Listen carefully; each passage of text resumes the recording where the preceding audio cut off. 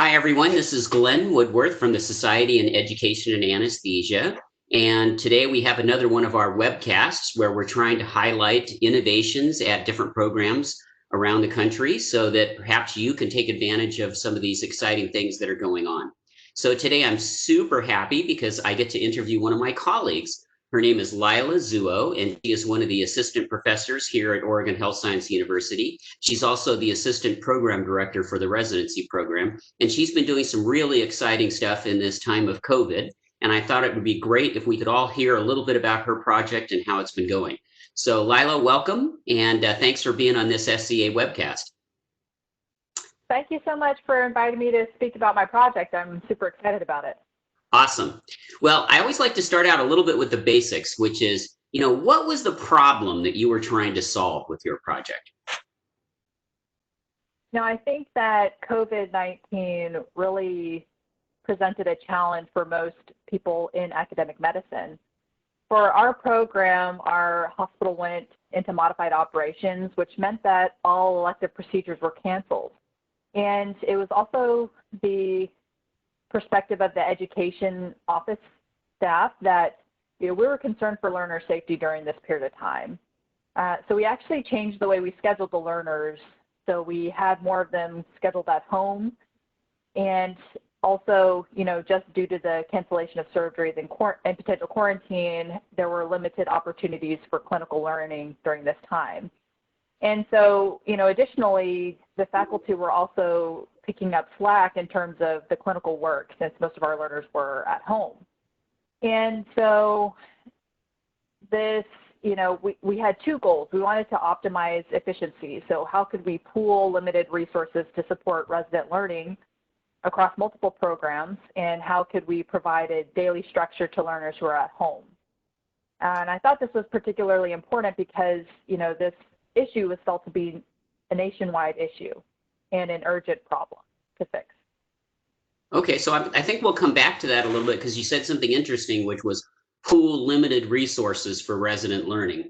So yeah, as you point out, this is something that was affecting programs around the country. And of course, as we know, it still is and is coming back in certain areas of the country. So I think the relevance of your project is going to continue. So how did you assemble people to help you kick this project and get it going? I actually had the help of a very dear mentor, which is, Glenn Woodworth, which is you. So we had Glenn, as the editor of the Anesthesia Toolbox, send out a recruitment email to ask people, resident learners and also attending physicians to join a task force. And what ultimately came of that was a small task force with faculty and residents from across programs across the nation, including George Washington University School of Medicine, UT Southwestern in Dallas, Beth Israel Deaconess Medical School, and also, of course, Oregon Health and Science University. And so this small task force helped design the program. So you had some good perspectives from different programs, different sizes of programs in different regions in the country. Exactly. Okay. All right. So I'm sure this had to undergo a little bit of an iterative process. So why don't you give us an idea of what the first iteration of the project looked like? So right after modified operations, this small task force, we spent probably about 10 hours over the weekend designing this program. And our first iteration was based on a few different learning theories. So we wanted to consider active learning. We wanted audiences to be able to participate throughout the sessions. We considered sequencing so that, we wanted to build on topics throughout the week to help solidify learning. And we also considered Bloom's taxonomy, and we, tried to create increasing complexity of the learning objectives throughout the week. So that was kind of our basic goals. So what we ended up with. So does that mean, just to give us a little bit of a framework, was your goal to have learning every day? You were going to have a daily session. Tell us a little bit about what that structure was going to look like. Yes, and so our initial goal was to provide structure each day for learners who are at home. we fully recognize that we were not going to be able to replace a full day of clinical learning opportunities, but we felt like we could start with one session per day. And actually, the first week, it was kind of like a pilot project. We had the distant goal of eventually producing different tracks or themes, including, we considered that in the future we could have a basic versus advanced track for learning. We could have different specialties like an ICU track or a cardiac track.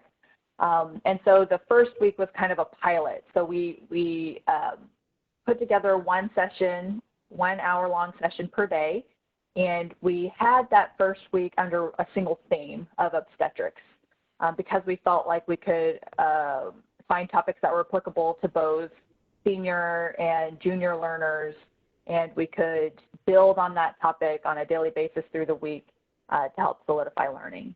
So to kind of recap, you were going to do a single 1 hour session every single day. This was kind of the first iteration.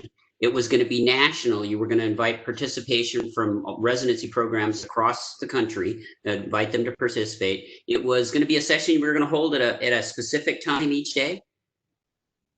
Yes. Okay. We chose the time of 2 p.m. Pacific time, which would be 4 p.m. Central and 5 p.m. on the Eastern side. Okay. All right. And then in your first pilot project, you picked a particular theme. What type of presentations were you going to have for each of those sessions?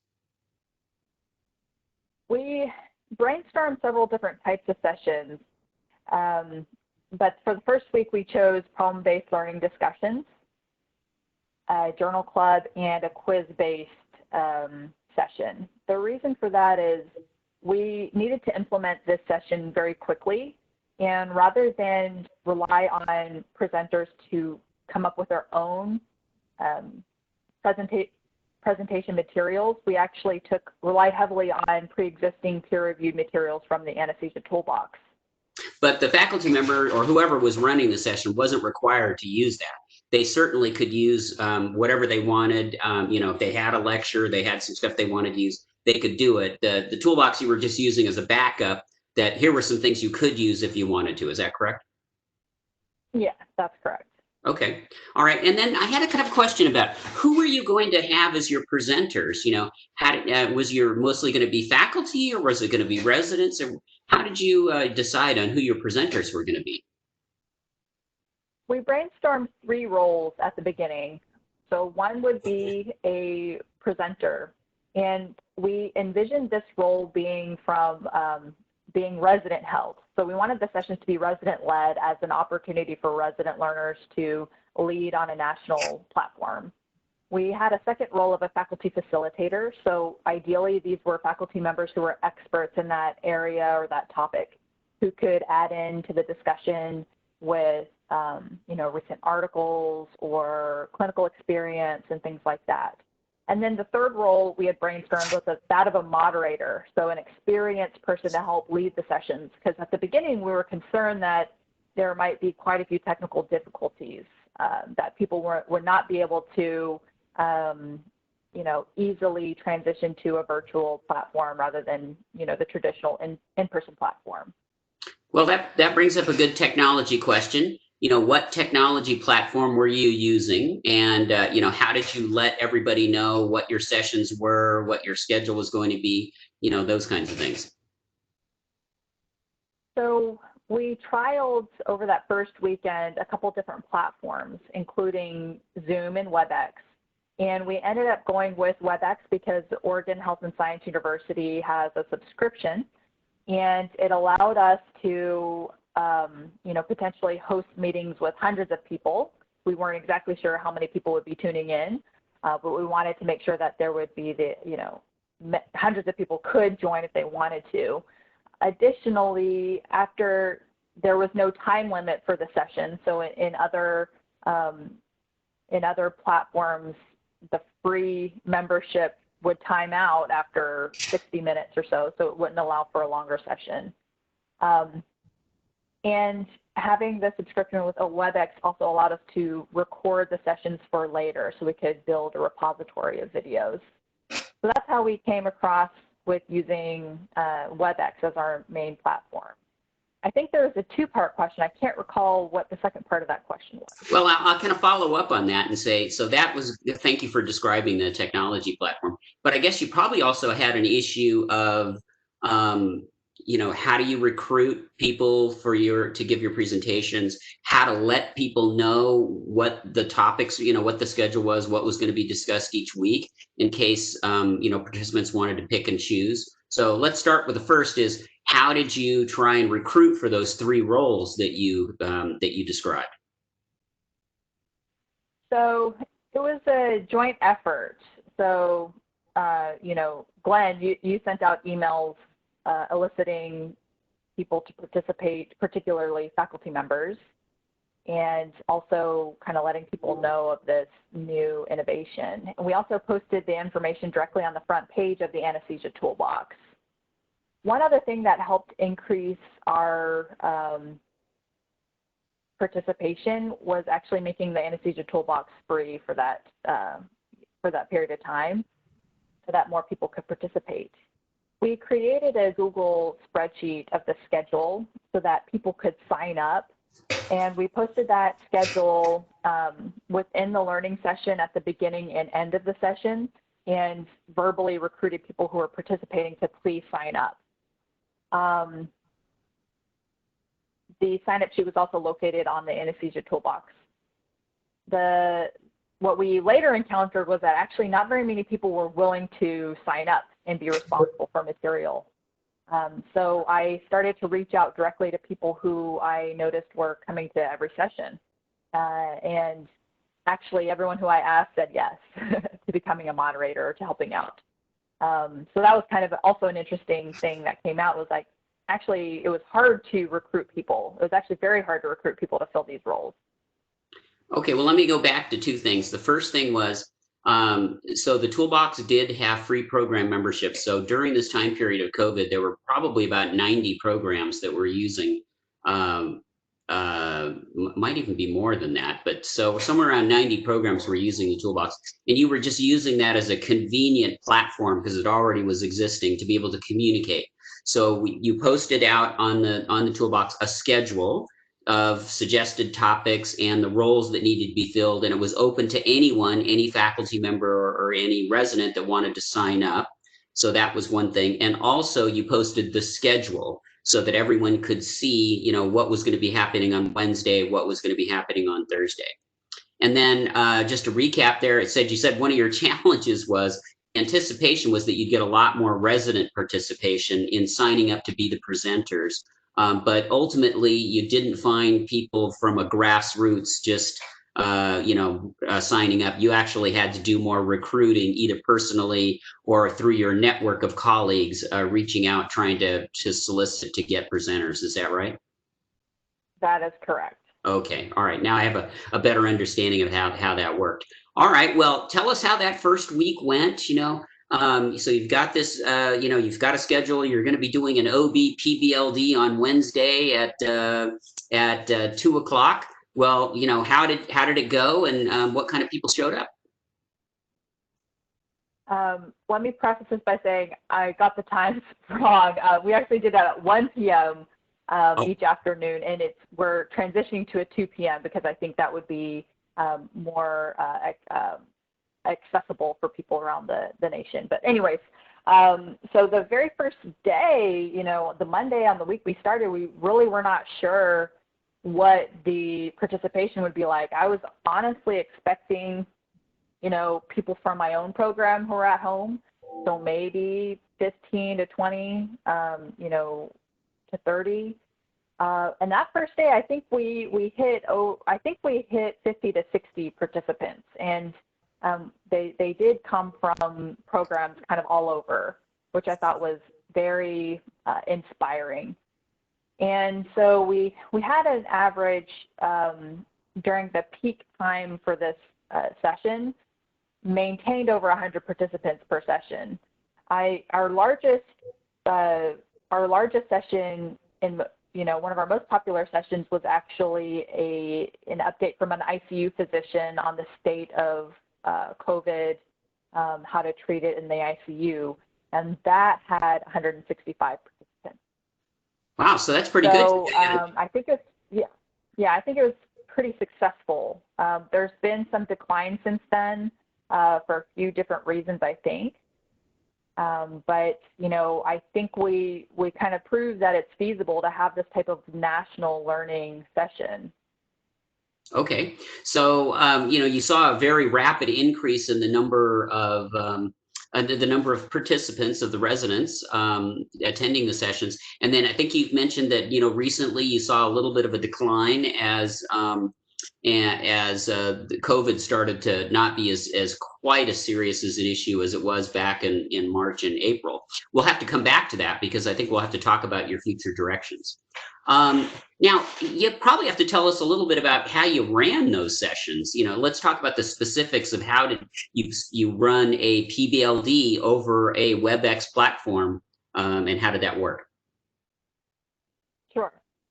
I did want to add a little bit to the last question. So we talked about numbers of participants, but the other really interesting thing about the sessions is not only did we have learners that range from intern to fellow, we also had a subset of attending physicians who were logged in to learn and not necessarily to contribute to the conversation.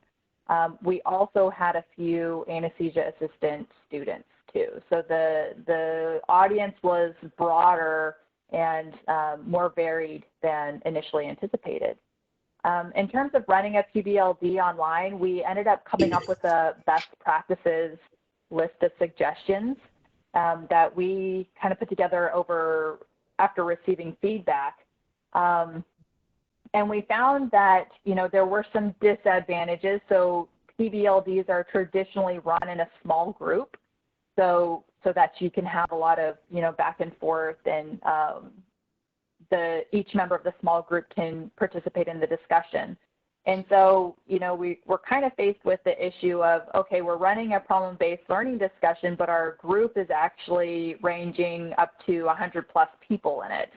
But the alternative pro that the virtual learning session provided us is that actually now multiple participants were able to respond to a single question via the chat box. So we would ask a single question associated with the PBLD, and then we'd find that 10 to 15 people would respond to the question with their answers in the chat box.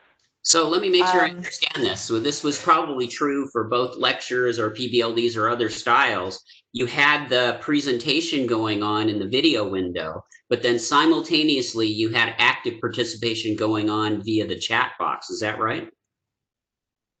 Yes, that's correct. And, traditionally in a lecture session, you have verbal responses. And throughout the sessions, we noticed that actually verbal responses were not as comfortable for the participants.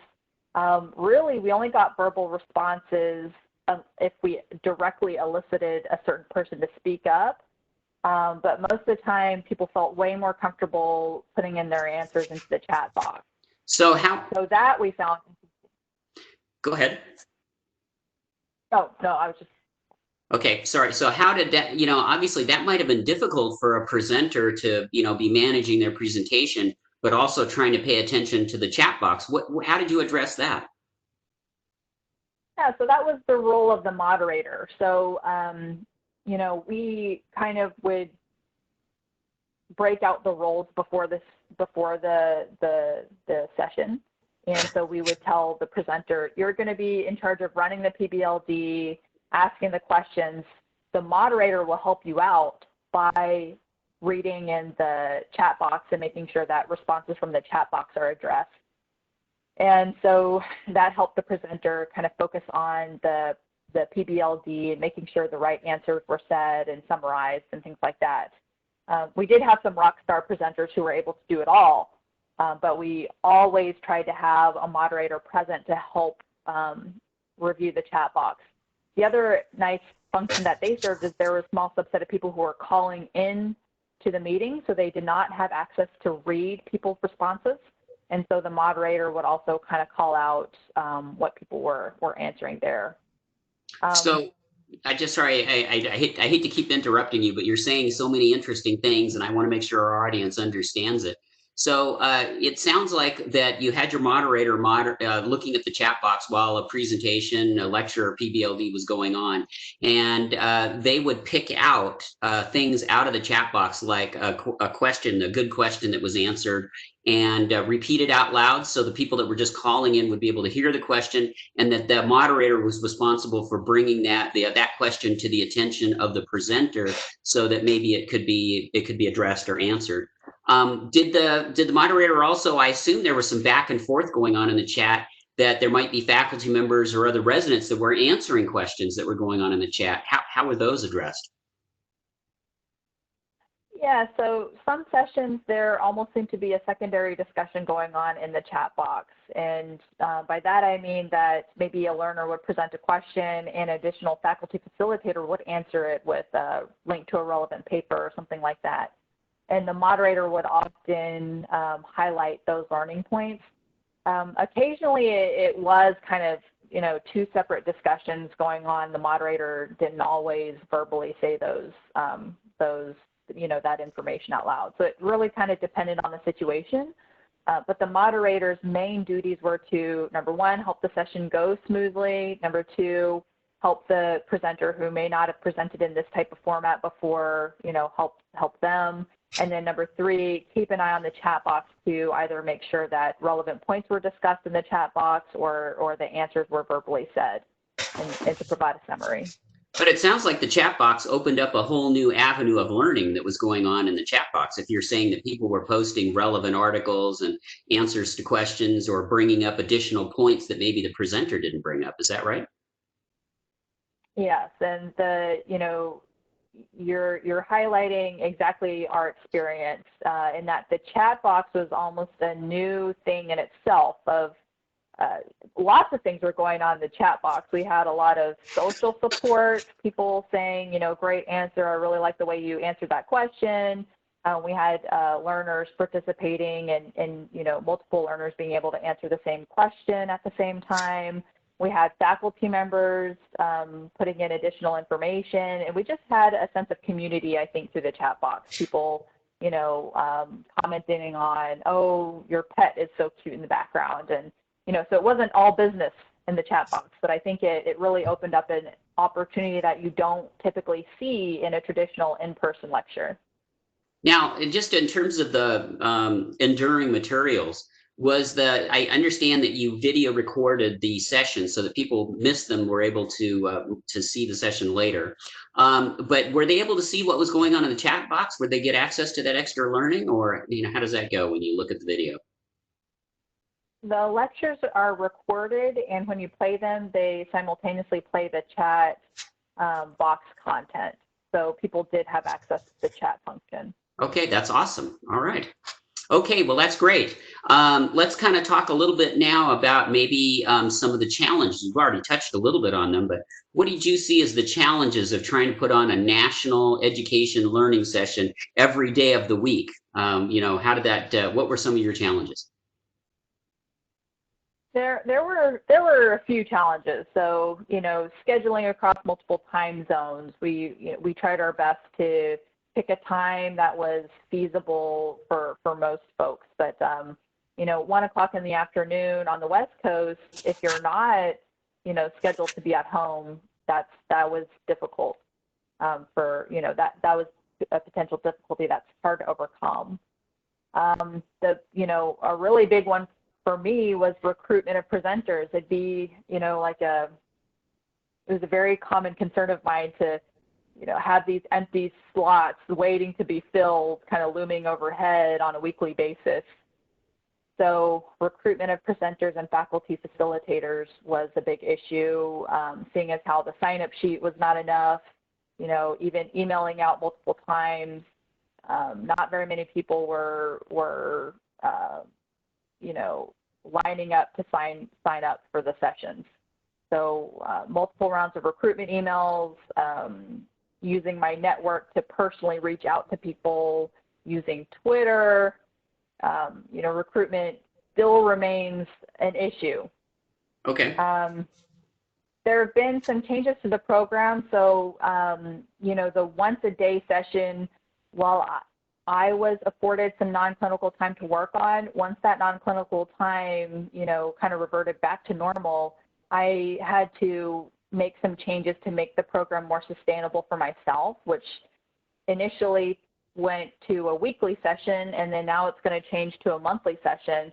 And I have noticed that because I have less time to specifically dedicate to this session, I think participation has diminished, either because of the change or other maybe programs are ramping back up and people have less time to participate.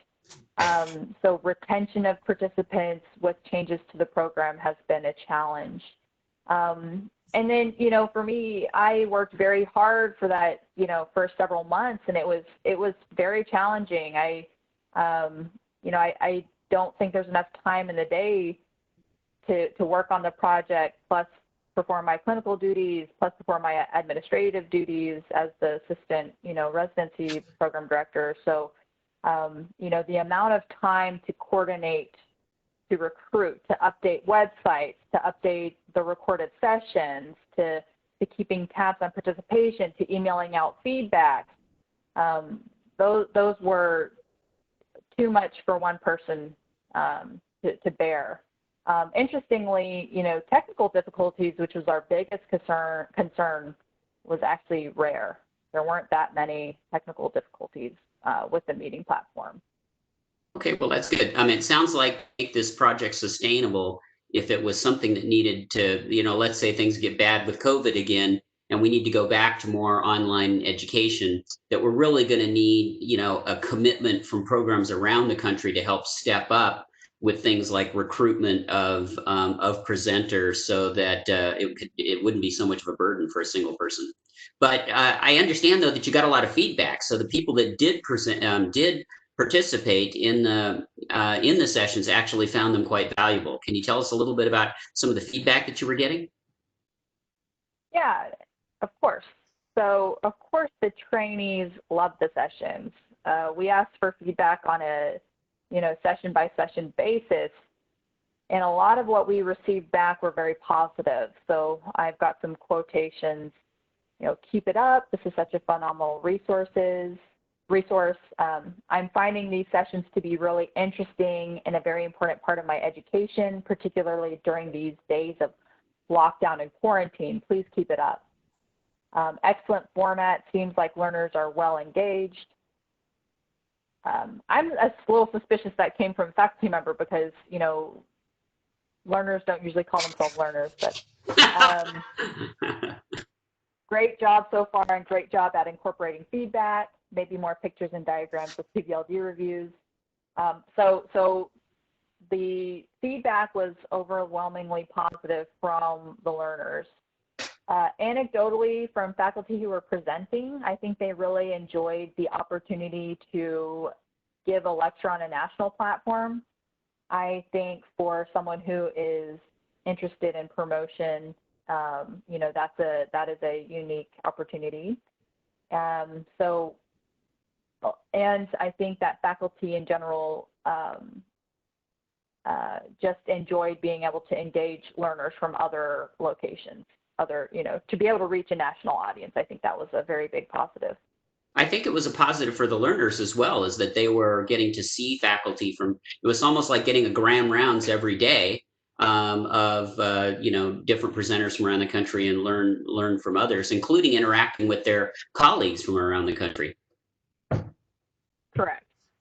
All right. Well, you were running lots of different types of sessions where, you ran PBLDs, you did lectures, you did oral board preparation, and then you did some sort of quizzing, and you also did journal club.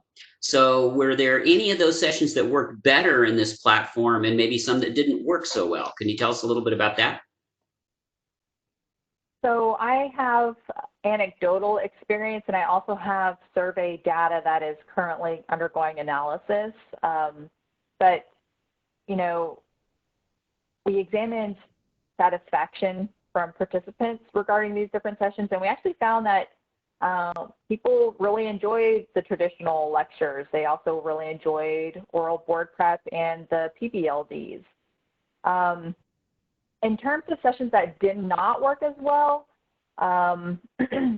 the quizzing sessions that relied on another type of platform were difficult. So one in particular was Factile Jeopardy, where, you know, the idea was to engage people in this kind of competitive question and answer type session, but we ended up having quite a bit of technical difficulty with Factile itself.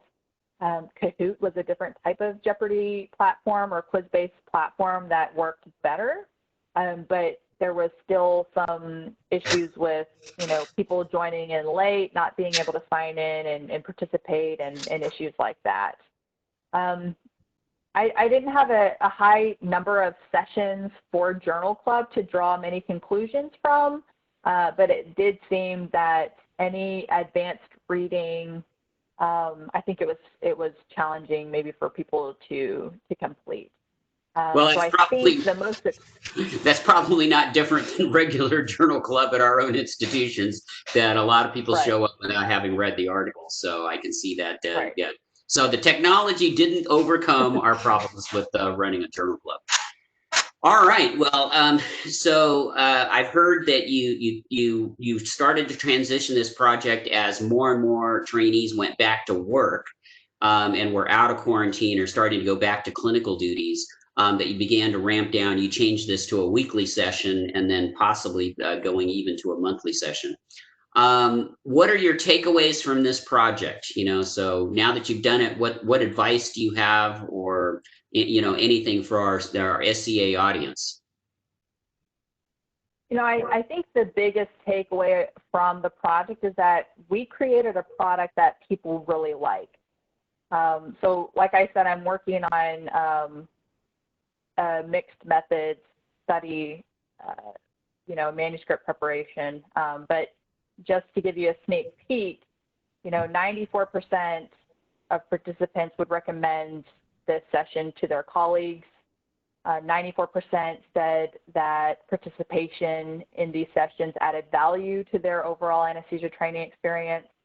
87% agreed that this type of session should be continued after changes in education, you know, reverted back to normal. Wow. So the biggest takeaway is that people really liked the product that we created. Another takeaway was the chat feature was kind of unexpectedly a game changer, I think, for being able to deliver educational content. And, you know, we're actively delving into the chat function and kind of getting more information from that. You know, another takeaway is that we had a subset of, you know, an unexpected audience of actually attending physicians signing in just to listen, not contributing to the chat, not putting in additional lectures or providing clinical experience. They were just signed in to listen themselves.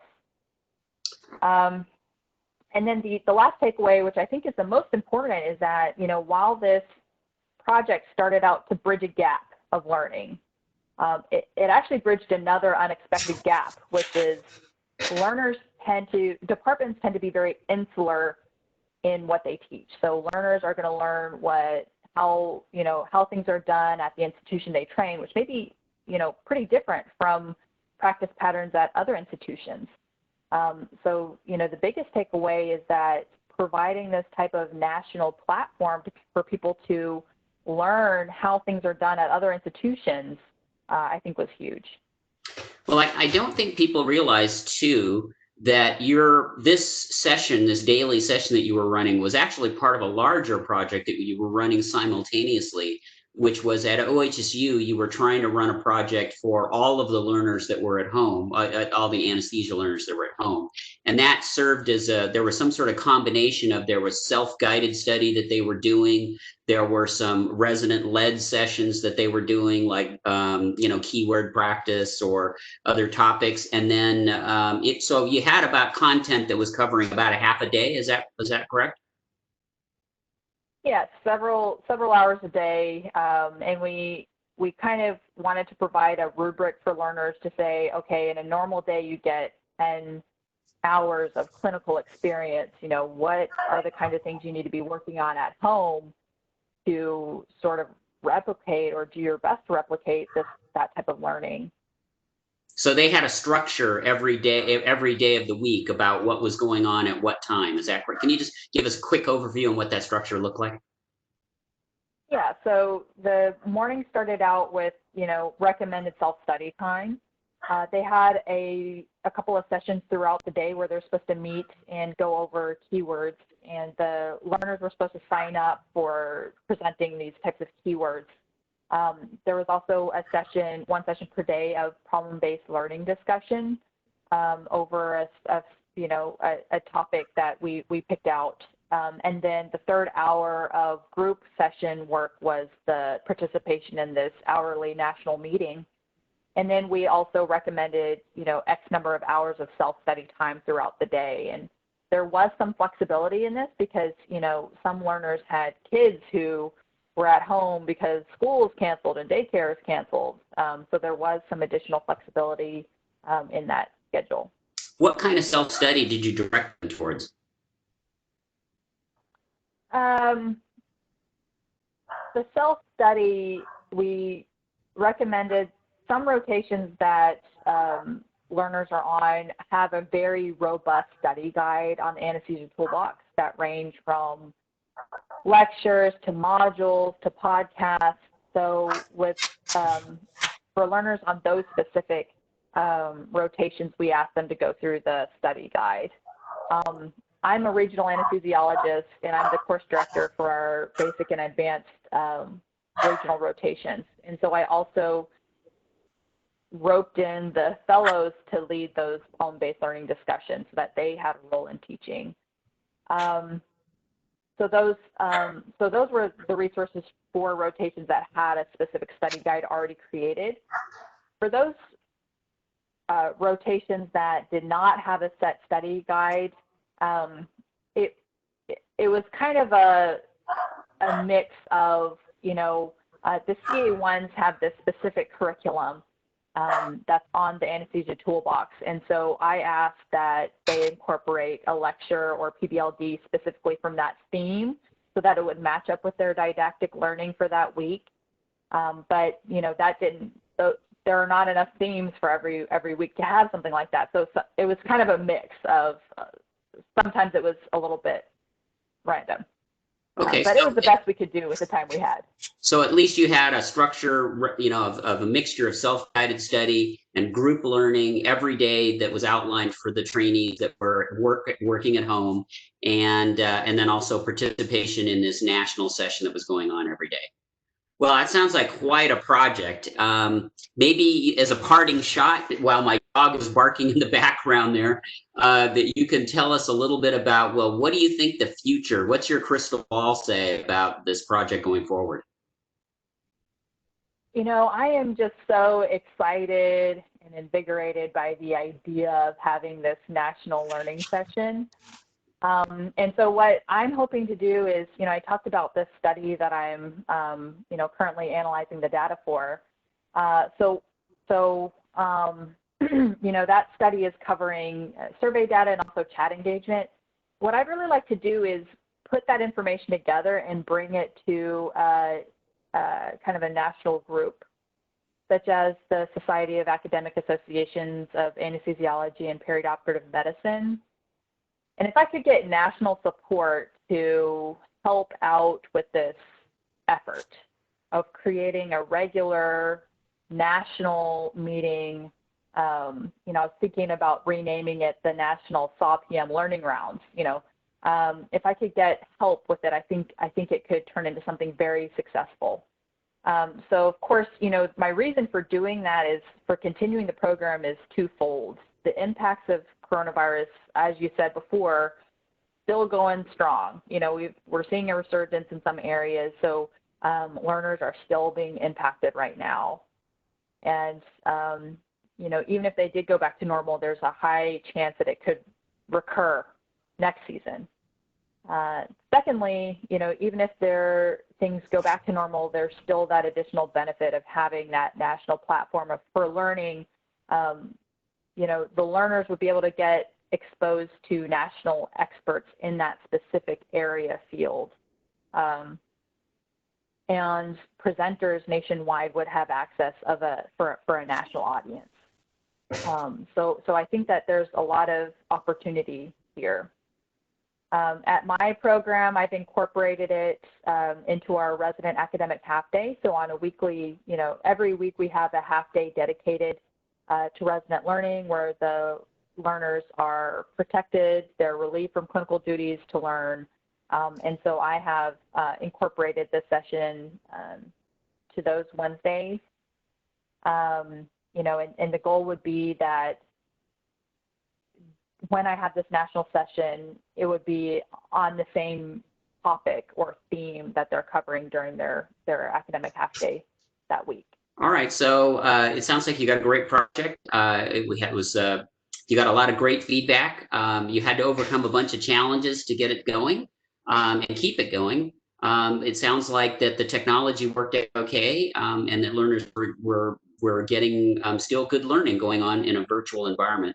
And I see your vision that maybe having some sort of national support for what you're doing would be a great thing. Maybe some of the SCA board members are going to listen to this webcast, and maybe the SCA would be interested. So anyway, thank you so much for sharing your project with everyone. And I hope that our SCA members get an opportunity to think about how they can incorporate some of the things that you've done within their own programs, or maybe reach out to you and try and keep this going as a national effort. So thanks again to Leila Zuo on her Virtual Anesthesia Academy project. Thanks a lot, Leila. It was great having you on our program. Yeah, thank you so much for having me and for having the discussion. I had a good time. Great, thanks. All right, bye. Bye.